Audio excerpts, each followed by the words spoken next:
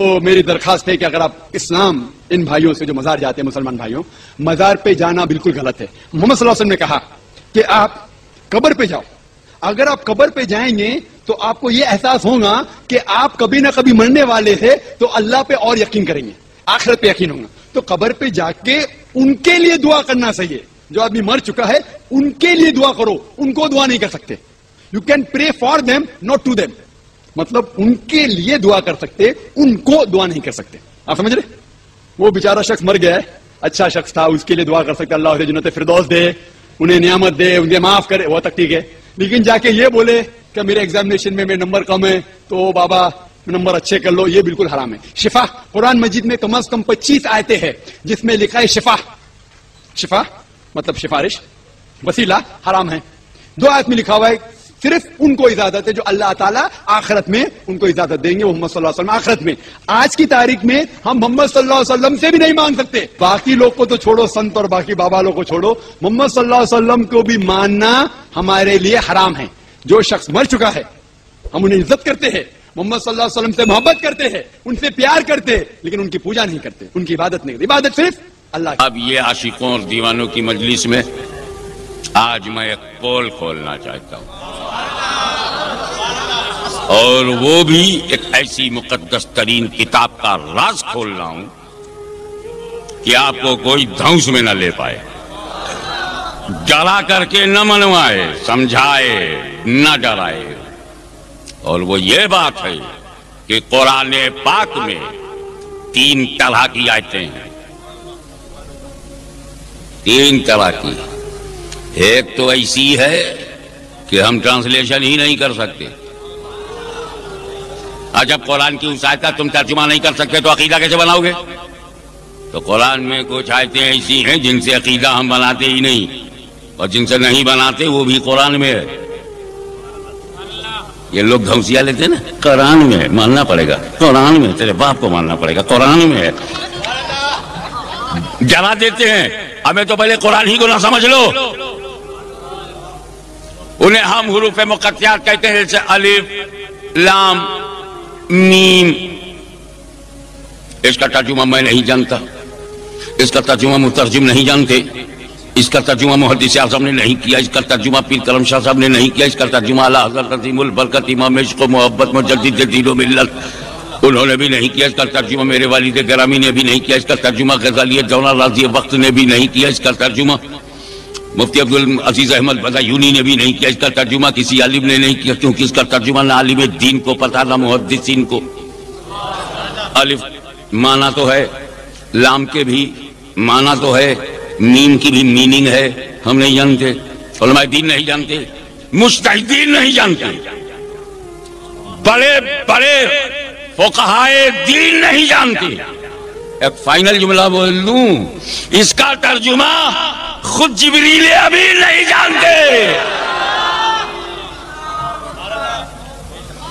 اچھا کیا سچویشن رہی ہوگی جب جبریل لے کے چلے ہوں گے الف لام میم ذالک الکتاب لا ریب فیہ، تو ذالکہ سے تو جبریل کی سمجھ میں آ رہا ہے ذالک الکتاب کے بعد، مگر یہ نہیں سمجھ رہے کہ الف کیا ہے، لام کیا ہے، میم کیا ہے.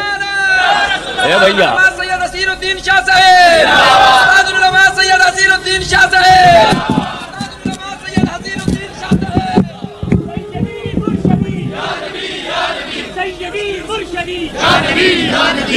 میں نے عرض کیا کہ الف لام میم کاف یا عین صاد ہا میم عین سین قاف. کرو ترجمہ تو جانے. تو میں کہتے کہتے یہ بھی کہہ گیا کہ اس کا ترجمہ علماء دین، تو علماء دین خود جبریل امین نہیں جانتے. الف یہی وجہ ہے کہ جب جبریل علیہ السلام بارگاہ رسالت میں لے کے آئے الف، حضور نے کہا میں سمجھ گیا. جبریل نے کہا لام، نبی نے کہا میں سمجھ گیا. پھر جبریل نے کہا میم، سرکار بولے میں سمجھ گیا. اور جب جبریل نے کہا ذالک الکتاب لا ریب فیہ، تب نبی نے نہیں کہا میں سمجھ گیا، تب نہیں کہا. سمجھو، جہاں سے جبریل جانتے ہیں وہاں نبی نے نہیں کہا میں سمجھ گیا. جہاں جبریل کو پتہ نہیں تھا وہاں نبی مطمئن کر رہا ہے میں سمجھ گیا. تو الف کے معنی ہے، لام کے بھی معنی ہے، میم کے بھی ہیں، مگر الف کا معنی الف میں، لام کا لام میں، میم کا میم میں چھپا، غیب، پردہ، حجاب۔ اب اتنی بھی سمجھ نہیں رہ گئی کہ جس نبی سے قرآن کا غیب نہ چھپا ہو، جہان کا غیب کیسے چھپے گا؟ سیدی مرشدی سیدی مرشدی غلام ہے غلام یا رسول میں۔ ایک بات اور بہت ضروری تھا کہ قرآن میں کچھ ایسی آیتیں ہوں کہ بڑے سے بڑا مولوی ترجمہ نہ کر سکے اور خود وہ جبریل امین کو بھی پتہ نہ ہو کہ کیا مطلب ہے۔ بہت ضروری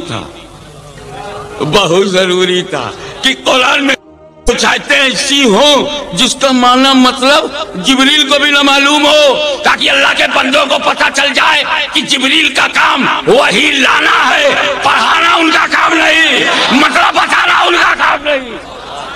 جبریل مبلغ ہیں، جبریل امین مبلغ ہیں، معلم نہیں۔ تو جب میرے نبی نے فرشتوں کے سردار سے نہیں پڑھا تو سہارنپور کے بیکار سے پڑھائے گئے۔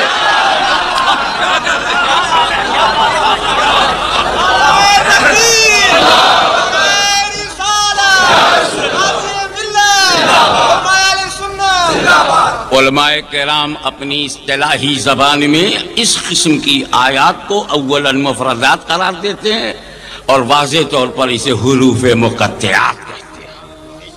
لیکن ایک دوسری قسم کی آیت اور ہے۔ اب الف لام میم سے تو عقیدہ بننے والا نہیں، جب مطلب معلوم ہی نہیں تو کیا مطلب نکالے، منشا معلوم ہی نہیں ہے تو کیا عقیدہ بنائے۔ دوسری قسم کی آیت ایسی ہے، پہلے اس کی پہچان سمجھ لو۔ بات تو درس گاہ کی ہے، بات تو علماء سے کرنے کی ہے، لیکن میری ڈیوٹی ہے کہ وہ بات عوام سے کہو۔ تو تھوڑا سا میں اپنا لیول کم کروں، تم اپنا لیول اوپر کرو، تاکہ دوریاں نزدیکیاں بن جائیں اور معاملہ فہمی آسان ہو جائے۔ قرآن میں کچھ آیتیں ایسی ہیں جن کا ترجمہ تم کر سکتے ہو، ٹرانسلیشن کر سکتے ہو، لیکن ترجمے میں جو ظاہر ہوگا پکی بات یہ ہے کہ وہ خدا کی مراد نہیں۔ جب ترجمہ کرو گے تو ترجمے میں جو باہر نکلے گا وہ خدا کی مراد نہیں، اور جو خدا کی مراد ہے وہ ترجمے میں موجود نہیں۔ جیسے ید اللہ فوق ایدیہم، ید اللہ کا جو چاہے ترجمہ کرے، آسان ہے، اللہ کا ہاتھ۔ ید مانے ہاتھ، بہت سیدھا سا، ہینڈ آف اللہ۔ لیکن کس مائی کے لال بے ہمت ہے کہ اللہ کو ہاتھ مان لے؟ ہاتھ مانے گا تو کندھا ماننا پڑے گا، نہیں تو فٹ کہاں ہوگا؟ اور جب شولڈر مان لیا تو سینہ مانے گا، نہیں تو شولڈر رہے گا کہاں؟ اور جب سینہ مان لیا تو پیٹ مان لو، اور پیٹ ووٹ سب مان لیا تو دو ٹنگ بھی مان لو۔ خدا کو ماننے چلے تھے، بت تیار ہو گیا۔ ہاتھ پیر تو ہندوؤں کے خدا کے ہو سکتے ہیں، مسلمانوں کا خدا ہاتھ پیر سے پاک، جسم و جسمانیات سے پاک ہے، زبان و زبانیات سے پاک ہے، حد و حدود سے پاک ہے، شکل و اشکال سے پاک ہے، لیمٹ و لیمیٹیشن سے پاک ہے، صورت سے پاک ہے، اسٹیچو ہونے سے پاک ہے، لیمٹ ہونے سے پاک ہے، حد سے پاک ہے۔ تو جب اللہ اعضائے انسانی سے پاک تو کیسے مانے ہم اس کا ہاتھ؟ لیکن قرآن میں تو ہے۔ اب دھمسیاؤ، اب دھمکاؤ کہ قرآن میں ہے ید، جیسے لے کے بیٹھے ہیں بشر، تو یہاں ید۔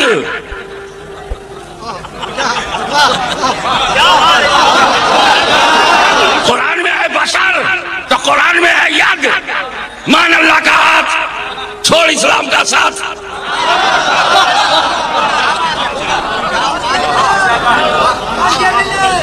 نعرہ موقع پہ ایسا نہ معلوم ہو کہ نعرے کا ڈائریا ہو گیا ہے سوٹیبل ٹائم پر۔ ارے جب مجھے تھکا دیکھو لگا دینا، میں ریسٹ لے لوں گا، rest is the best policy. لیکن یہاں پر ٹھہرو تو ید کا جو ترجمہ ہے وہ ہاتھ ہے، ظاہر ہاتھ۔ یقیناً یہ خدا کی مراد نہیں، اور ید کہہ کر خدا نے جو مراد لیا وہ ترجمے میں ظاہر نہیں، تو جب مراد الہی ظاہر نہ ہو تو اس آیت کو آیت متشابہ کہتے ہیں۔ متشابہ کیونکہ اللہ کی مرضی معلوم نہیں، اللہ کی منشا معلوم نہیں، رب کی مراد معلوم نہیں، لفظ معلوم ید پر میرا ایمان، کیونکہ یہ قرآن میں ہے اللہ ہاتھ پیر سے پاک ہے، یہ میرا ایمان، لیکن ید ہے یہ ہے قرآن، نہ ہم قرآن چھوڑیں گے نہ ایمان چھوڑیں گے، تو ہم یہی کہیں گے کہ ید کا جو ظاہر ہے خدا کی مراد نہیں ہے، اور ید کہہ کر خدا نے جو مراد دیا وہ ترجمے میں ظاہر نہیں ہے۔ یہ آیت متشابہ ہے، اور متشابہ کے بارے میں متفقہ فیصلہ یہ ہے کہ اسے عقیدہ بنانا جائز نہیں۔ ہمیں جب اللہ کی مراد معلوم نہیں تو عقیدہ کیا بناؤ گے؟ منشاء ربانی معلوم نہیں تو حکم کیا لگاؤ گے؟ آیات متشابہات تلاوت کریں گے، ایمان رکھیں گے، اس سے عقیدہ نہیں بنائیں گے، کیونکہ ہمارے نزدیک مراد الہی ہم پہ ظاہر نہیں ہے۔ مثلا اللہ نور السماوات والارض مثل نورہ کمشکۃ فیہا مصباح المصباح فی الزجاجہ، اللہ زمین و آسمان کا نور ہے، اللہ نور السماوات والارض، اللہ نور ہے۔ اچھا اللہ بے مثال ہے کہ نہیں؟ اللہ کی ذات، اللہ کی صفات، اللہ کا نور ہونا یہ عقیدہ ہے، یہ ایمان ہے۔ تو جب اللہ کا نور بے مثال تو قرآن نے کیسے دے دیا مثال؟ مثل نورہ،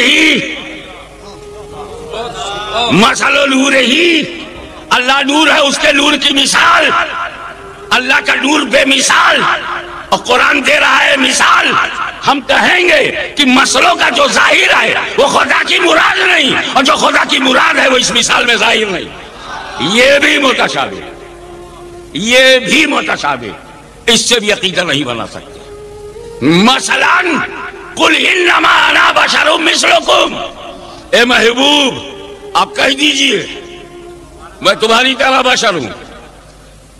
مثلکم پہ دھیان دو، کس سے کہنا ہے؟ ارے بابا جو بات میں ہندوؤں سے کہوں گا وہ تم سے کیوں کہوں؟ ان سے کہوں گا اے ہندوستانی ہندوؤں بت پرستی چھوڑو، تم سے کہا کو کہوں؟ تم تو چھوڑے بیٹھے ہو۔ بہت ضروری ہے یہ جاننا کہ مخاطب کون۔ استاد العلماء علامہ سید حسین الدین صاحب کی صورت میں تو ہمارے پاس پورا دارالافتاء بیٹھا، اسلامی کتب خانہ، چلتا پھرتا کتب خانہ۔ انہیں سے ہم پوچھیں گے حضرت تفسیر میں کیا ہے، کہیں بیٹا جلالین بھول گئے کیا؟ درس نظامیہ بغیر جلالین کے دو جب تک جلال اکٹھا نہ ہو جمال پیدا ہی نہیں ہوتا۔